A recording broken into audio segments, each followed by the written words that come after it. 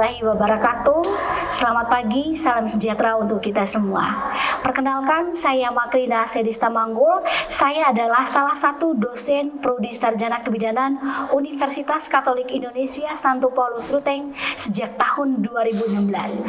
Video ini saya buat untuk memenuhi salah satu persyaratan sertifikasi dosen tahun 2025, yaitu PDD UKTPT bidang pengajaran. Kali ini saya akan menjelaskan salah satu mata kuliah yang saya ampuh, yaitu Asuhan Kebidanan Kehamilan.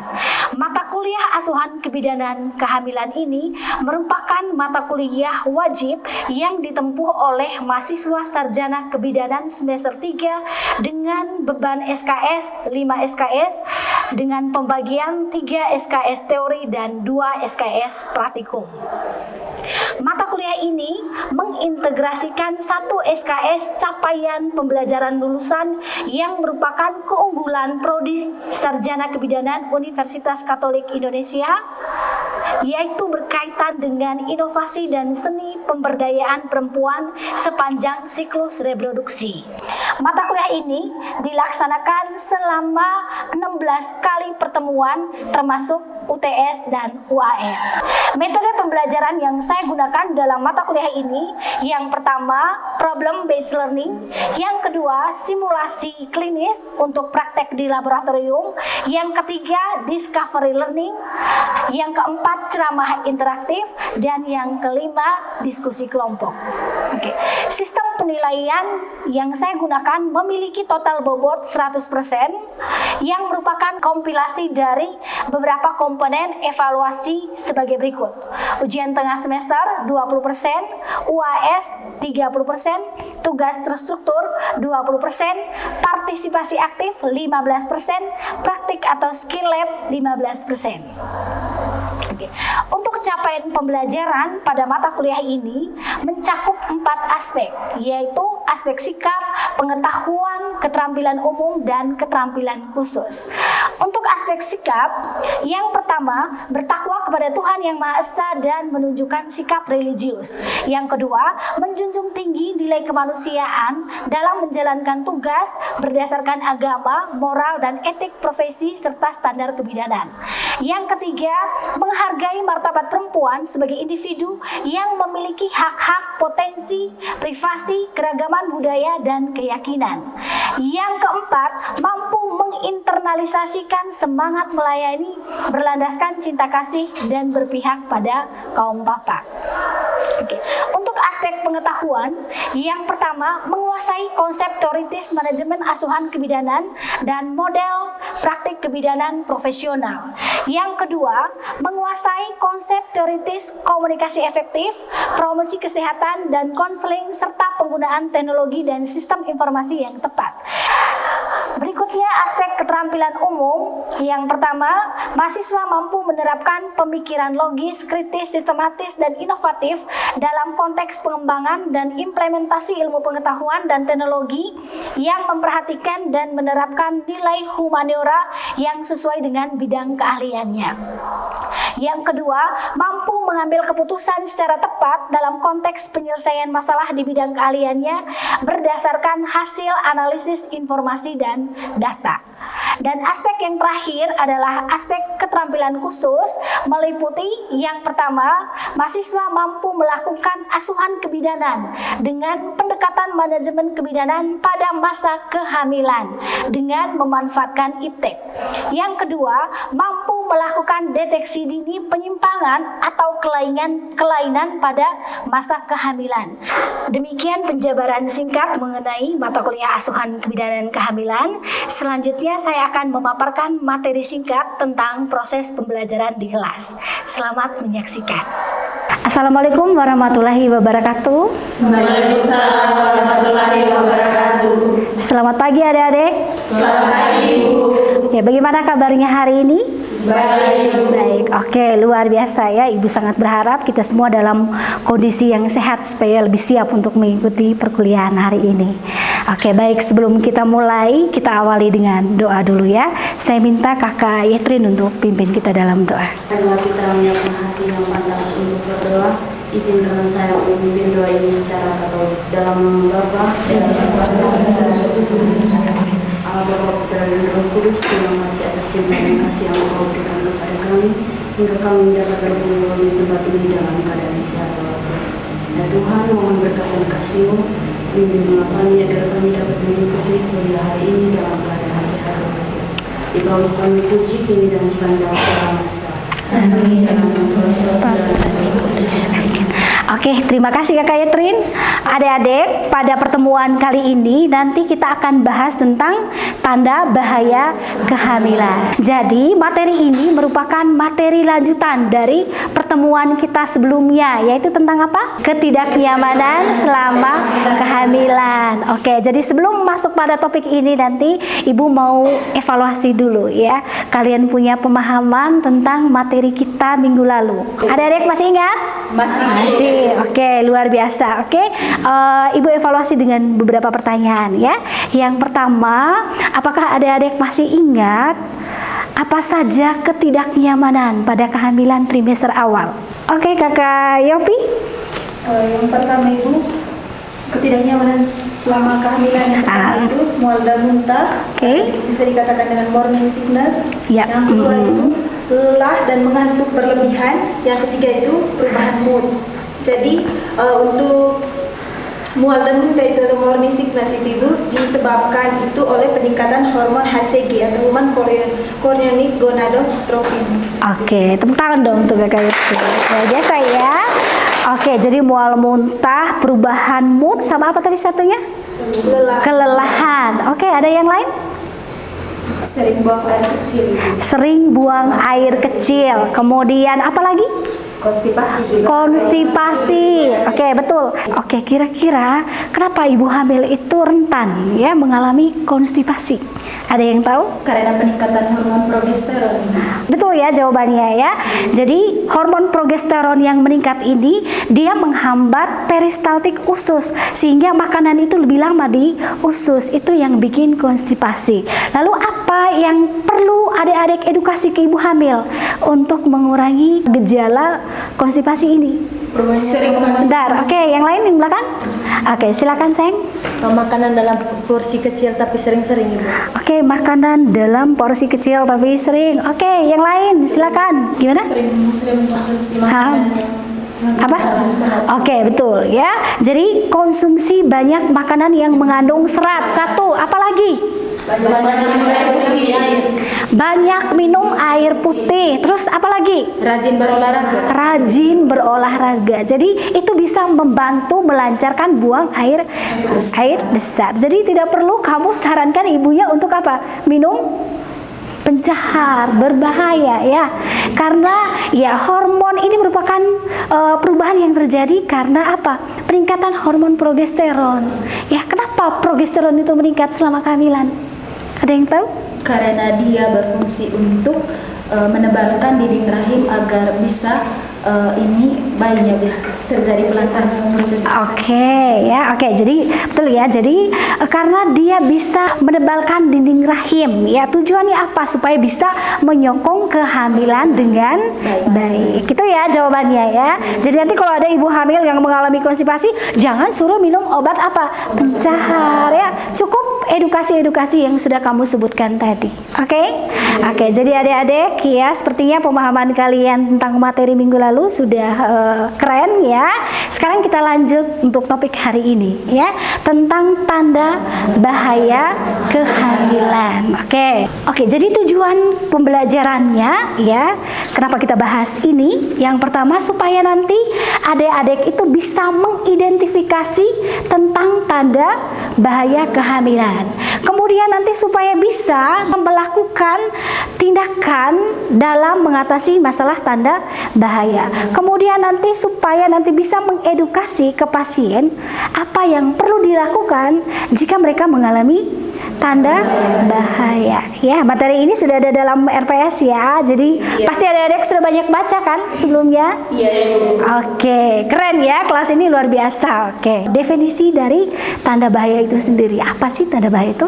Bahaya adalah masalah yang bisa terjadi pada ibu hamil dan jika tidak diatasi itu dapat membahayakan ibu hamil. Oke, masalah yang terjadi pada ibu hamil dan kalau tidak diatasi bisa membahayakan. Oke, yang lain dari sebelah sini, silakan. Tanda bahaya pada kehamilan yaitu kondisi atau gejala yang membahayakan ibu dan janin. Kondisi atau gejala yang membahayakan ibu dan janin. Oke, jadi dua-duanya poinnya benar ya. Jadi tanda bahaya kehamilan itu adalah kondisi atau gejala yang menunjukkan adanya masalah pada kehamilan. Dan jika ini tidak ditangani dengan cepat, betul tadi bisa membahayakan siapa? Ibu dan janin. Ibu dan janin. Kenapa penting deteksi tanda bahaya? Supaya Dapat mencegah komplikasi. Oke, apalagi? memungkinkan penanganan cepat dan tepat. Oke, betul sekali. Memungkinkan penanganan yang cepat dan tepat. Kalau kita bisa deteksi dini, otomatis penanganannya bisa cepat. Kalau penanganan cepat ya, itu bisa meminimalisir komplikasi yang akan terjadi. Betul ya? Oke, luar biasa. Kita lanjut ya. Oke, sekarang apa saja tanda bahaya kehamilan? Ibu di sini memaparkan ada beberapa gambar. Silakan adik-adik amati gambar itu dan deskripsikan gambar tersebut di dalam. Silakan. Gambar yang pertama ini perdarahan per vaginam. Betul ya. Yang sebelahnya Nyeri perut yang hebat. nyeri perut. Oke, bawah odem atau pembengkakan. Betul ya. Sebelahnya Sakit kepala yang hebat. sakit kepala. Terus yang satunya Gerakan janin. gerakan janin. Oke, betul ya, berkurang atau tidak dirasakan ya. Jadi betul, ini beberapa tanda bahaya selama kehamilan. Oke, kita bahas ini satu persatu ya. Jadi pertama adalah perdarahan ya. Adik-adik, perdarahan selama kehamilan itu klasifikasinya dua ya. Ada yang terjadi pada usia kehamilan muda dan lanjut ya. Oke, kehamilan muda itu kalau dia terjadi pada usia kehamilan kurang dari 22 minggu ya. Itu kelas pembagiannya. Kalau terjadi di usia kehamilan lebih dari 22 minggu, kita klasifikasikan perdarahan kehamilan usia lanjut. Oke, Ibu paparkan gambar ini lagi ya. Kita banyak-banyak gambar ya, karena saya tahu adik-adik ini pada keren-keren, sudah banyak baca ya. Oke, gambar yang ini apa adik-adik? Pertama ini ya? Wah, keren sekali, sudah bisa ya. Abortus imminens. Apa itu abortus imminens? Oke, sayang, silakan. Ancaman keguguran janin masih hidup dengan kondisi serviks tertutup. Oke, ancaman keguguran dan janin masih hidup ya, kondisi serviks tertutup. Oke ya, betul ya. Oke, nanti Ibu jelaskan untuk penjelasan lanjutannya. Oke, gambar sebelahnya ya, abortus incipiens. Apa itu abortus incipiens? Keguguran. Oke, keguguran yang sedang berlangsung. Betul ya. Oke, gambar sebelahnya incomplete. Incomplete itu apa? Abortus yang Di mana sebagian hasil konsepsinya masih ada di dalam. Oke, jadi hasil konsepsi sebagian sudah keluar dan sebagian masih. Oke, betul ya. Terus yang sebelahnya complete. Artinya complete apa? Seluruh jaringan hasil konsepsi telah keluar. Oke, jadi hasil konsepsi semuanya sudah keluar. Betul. Oke, gambar yang di bawah ini adik apa? Kehamilan anggur. Hamil anggur. Oke, sebelahnya Kehamilan yang terganggu. kehamilan ektopik terganggu atau kehamilan di luar kandungan. Jadi betul ya, kalau terjadi pada kehamilan usia kehamilan muda berarti ya faktor risikonya ini ya. Kita curigai kalau tidak abortus ya mola, kalau tidak mola ya KET. Oke, kita coba lihat tabel ini ya. Tadi adik-adik sudah menjelaskan dengan baik, cuman Ibu perlu tambahkan ya. Mulai dari abortus imminens. Betul tadi, ancaman keguguran dan biasanya perdarahannya masih ringan atau sedikit. Dan pada saat ini kondisi serviks masih tertutup ya. Dan kalau diperiksa dia punya TFU masih sesuai dengan usia kehamilan ya. Lalu apa yang harus dilakukan oleh bidan kalau ada pasien dengan ini ya? Minta bed rest. Ya, istirahat. Jangan suruh dia bekerja ya, naik turun tempat tidur tidak boleh, cukup beristirahat ya. Kemudian hindari hubungan seksual dengan siapa? Dengan suami. Ya dong, masa dengan yang lain ya, dengan suaminya ya. Jadi hindari hubungan seksual. Lalu setelah itu observasi. Kemudian kita rujuk kalau memburuk. Abortus imminens ini masih sangat bisa untuk diselamatkan ya. Oke, kita lanjut yang kedua tadi, incipiens. Nah, ini berbahaya, tidak bisa diselamatkan, sedang berlangsung dan perdarahan biasanya aktif, banyak ya. Cervix karena sedang berlangsung, dia pasti kondisinya dalam keadaan betul ya.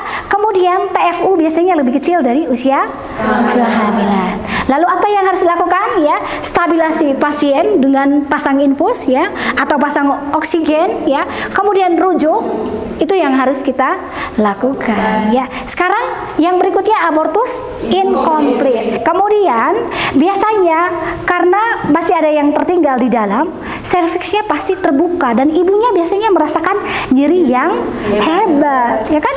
Karena kan rahim berusaha untuk mengeluarkan sisanya.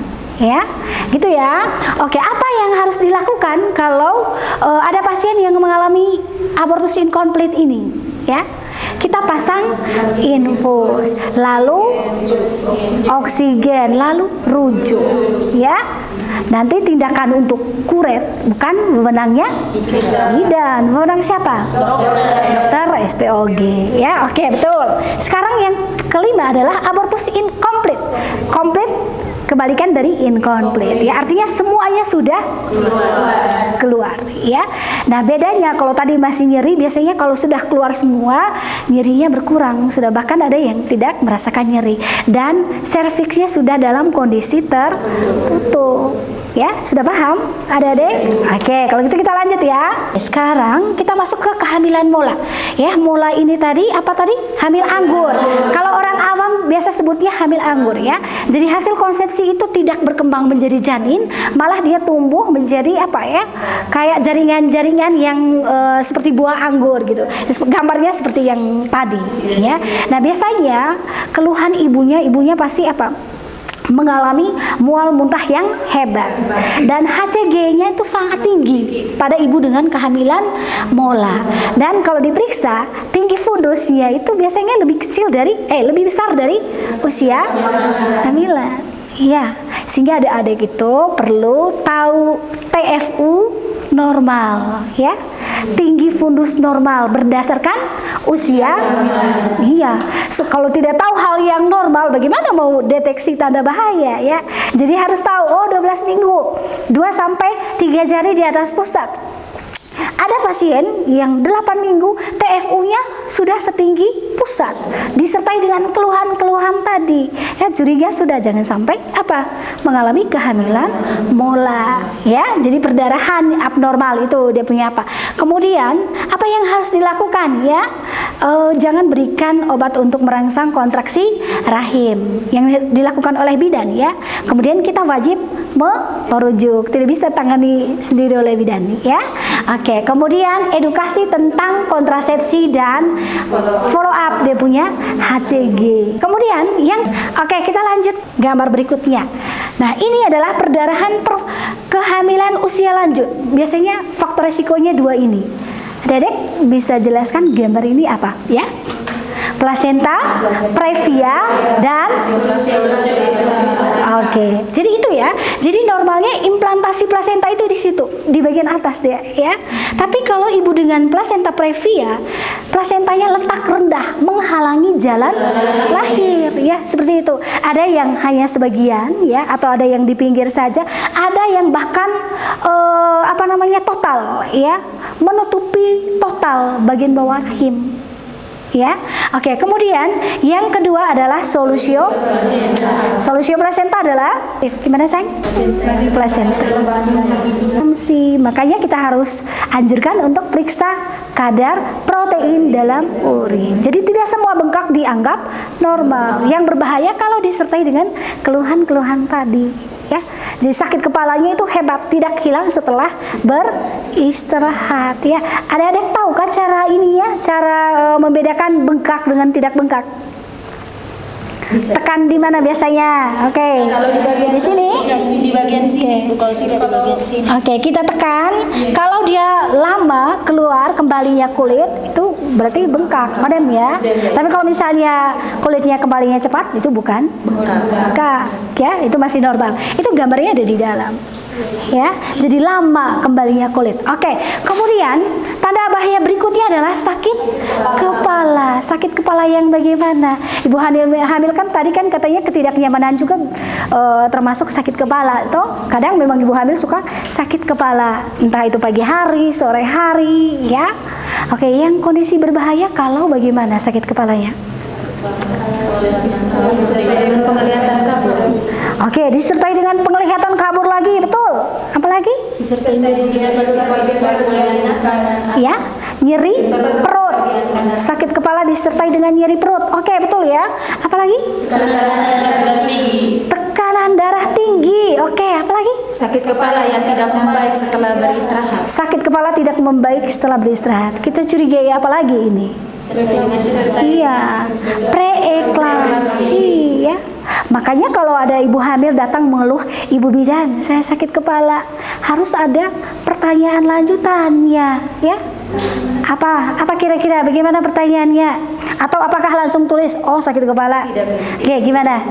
Ibu sakit kepalanya bisa hilang setelah istirahat atau malah tidak membaik setelah beristirahat. Oke, sejak kapan ibu ya sakit kepalanya? Bagaimana? Apakah dia menetap atau menghilang setelah beristirahat? Oke, habis itu cek yang lain, keluhan lain, pandangannya tadi. Ibu lihat saya bisa kabur atau tidak? Gitu? Atau kamu ambil ballpoint? Ini berapa ibu? Gitu kan? Oke, kalau dia bisa jawab ini berarti aman. Tapi kalau dia tidak jelas menyebutkan, ya jangan sampai pandangannya kabur ya. Curiga apalagi itu tadi preeklamsi yang berbahaya kalau disertai dengan kejang, naik level dia dari preeklamsi jadi eklamsi. Ini masih penyebab kematian nomor 2 ya setelah perdarahan. Jadi kita tidak bisa anggap remeh masalah ini ya. Oke. Kemudian kita lanjut ya. Oh, berikutnya adalah apa? Nyeri perut hebat. Oke, nyeri perut hebat. Nyeri perut hebat yang merupakan kondisi berbahaya itu yang bagaimana? Tidak membaik setelah istirahat. Oke, tidak membaik setelah istirahat. Terus apa lagi? Disertai dengan perdarahan, ya, kram, ya, atau pergerakan janin jadi berkurang, ya. Tadi kita sudah bahas di awal, nyeri perut hebat kalau ada perdarahan, kalau terjadi kehamilan muda tadi bisa karena abortus mula, KET kan ada klasifikasinya ya. Terus kalau kehamilan lanjut beresiko apa kira-kira? Solusio plasenta. Iya, solusio plasenta ya. Karena kalau plasenta previa kan dia tidak nyeri kan, perdarahan merah segar tanpa nyeri. Ya curiga ini. Ya, oh jangan bilang nanti ini merupakan keluhan yang normal terjadi selama kehamilan, jangan sampai ya. Oke, kita lanjut ya. Terus yang terakhir adalah gerakan tidak dirasakan. Iya, makanya kita selalu ada pertanyaan ibu, bagaimana gerakannya? Apakah sudah dirasakan? Aktif tidak ibu? Ya. Kalau dia tidak merasakan gerakan janin, misalnya dalam 24 jam, curigai apa? Curigai? Kematian janin di dalam kandungan atau IUFD, intrauterine fetal death ya, atau misalnya berkurang ya, tidak seperti biasanya, jangan sampai IUGR, intrauterine growth retardation ya. Jadi itu kita perlu rujuk untuk dilakukan USG kalau ada masalah seperti ini ya. Jadi bukan hal normal, apalagi dia bilang 2 hari 3 hari tidur saya punya anak. Biasa kan begitu toh. Padahal merupakan kondisi yang berbahaya. Kenapa? Ya memang penting ya. Kita itu harus bisa membedakan mana ketidaknyamanan dan mana tanda bahaya. Supaya nanti apa? Pasiennya itu misalnya dia mengalami ketidaknyamanan, dia panik lagi, dia stres, ternyata itu hal-hal yang normal. Atau sebaliknya, dia mengalami tanda bahaya terus dia anggap itu enteng ya gitu. Oke, sudah paham? Sudah ya. Sekarang ini apa yang harus dilakukan kalau ibu hamil mengalami tanda bahaya selama kehamilan, yang perlu kita edukasi ke ibu hamil apa? Kalau ada ya segera cari. Iya, pertama segera ke fasilitas kesehatan ya, menghubungi bidan kalau mengalami tanda bahaya, atau segera ke puskesmas atau ke rumah sakit ya. Kemudian apa lagi? Iya, jangan tunggu hilang sendiri nanti. Ya, kenapa tidak boleh tunggu? Karena supaya tidak memperburuk, betul ya. Kemudian beritahu tenaga medis semua yang dirasakan, kasih tahu semua keluhan yang dirasakan atau gejala-gejala yang dirasakan, dan jangan lupa bawa buku. Ya, sudah paham? Sudah. Oke, baik. Ini saja kita punya materi untuk hari ini, adik-adik. Ya, sampai di sini ada pertanyaan? Hah? Tidak ada? Yakin? Sudah paham? Sudah paham. Oke, kalau misalnya ada adik tidak ada yang bertanya, berarti ibu yang harus evaluasi dong. Siap? Siap. Pertanyaan pertama, siapa yang bisa menjelaskan atau menyebutkan tanda bahaya selama kehamilan? Apa-apa saja tadi tanda bahaya? Oke, gimana? Yang pertama tadi perdarahan pervagina, yang kedua nyeri perut yang hebat, yang ketiga sakit kepala, yang keempat tadi tidak adanya pergerakan janin. Tidak adanya pergerakan janin. Oke. Satu lagi apa? Ini pembengkakan pada wajah atau kaki. Pembengkakan pada wajah, kaki atau tangan. Betul ya jawabannya? Tepuk tangan dulu untuk Kakak Efren ya. Oke. Pertanyaan terakhir, apa yang harus dilakukan ibu hamil jika mengalami tanda bahaya di atas? Oke, segera ke fasilitas kesehatan. Terus apa lagi? Jangan menunda pemeriksaan. Jangan menunda ya. Tidak boleh tunggu gejalanya hilang sendiri. Kenapa tadi tidak boleh tunda? Supaya tidak memperburuk. Betul ya. Terus apa lagi? Kasih tahu semua apa yang dirasakan. Oke, jadi sampaikan ke bidan apa yang dirasakan ya, semua gejala-gejala yang dirasakan ya, dan jangan lupa bawa serta dengan buku. Ya. Adik-adik, setelah ibu evaluasi ternyata kalian luar biasa ya, kalian bisa memahami materi ini dengan baik. Tepuk tangan untuk kita semua. Ya, ibu sangat berharap ya materi hari ini itu nanti bisa kamu terapkan saat ujian ya, saat ujian akhir semester atau nanti saat praktik di lapangan ya. Sampai ketemu di pertemuan minggu depan ya. Jadi sudah ada di RPS materi apa yang perlu kalian pelajari di minggu depan ya. Saya sangat berharap kalian bisa cari lagi referensi-referensi terkait topik minggu depan supaya perkuliahannya bisa berjalan lancar seperti saat ini ya. Siap? Siap. Oke, demikian pertemuan untuk hari ini. Terima kasih untuk partisipasi aktif kalian ya.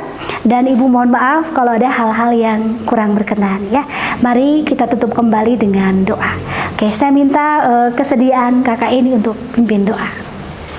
Baik, mari kita sertakan yang berdoa. Izinkan saya memulai secara kudus dengan nama Allah Bapa di dalam surga, terima kasih atas segala dukungan pada hari ini sehingga perkuliahan kami berjalan dengan lancar. Kami puji esok sepanjang dan segala masa. Amin. Oke, terima kasih. Selamat pagi semuanya.